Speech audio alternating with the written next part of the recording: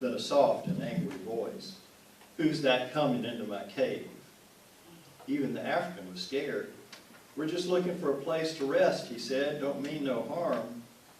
"Rest," said the voice. "Resting is one thing, but you better not be some kind of slave hunter come to take me back.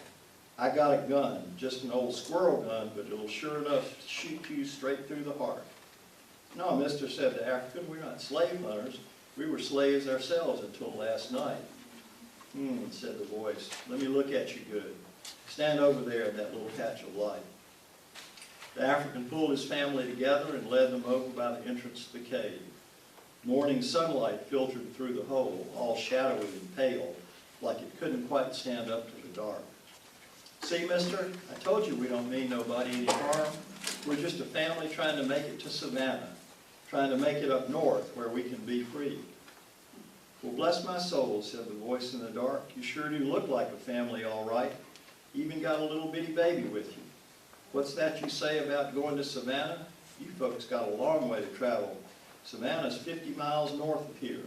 Got some mean white folks between here and there." 50 miles, said the African. "Can't be 50 miles. Wasn't much more than 30 when we started.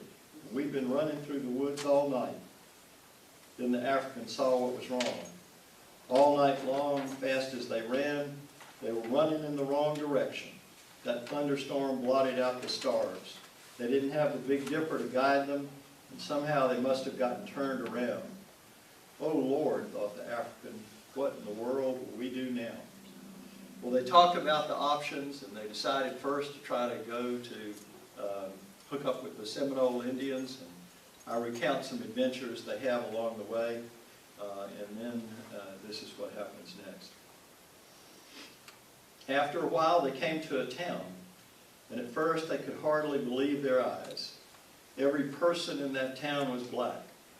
They had sturdy-looking houses built out of wood, and the roofs were thatched, looked like they were made out of palmetto leaves. There must have been 100 people living there, maybe more. Their leader was a man whose name was John Horse, and he was dressed exactly like an Indian. A lot of people had never heard of John Horse, but he ought to be famous. Probably one of the greatest leaders we've ever had. Wound up leading his people all the way to Mexico in search of their freedom. But that's getting ahead of the story. The thing that impressed the African about Horse was the way he made them feel so welcome. He was a good-looking man, sort of tall, the way people remember.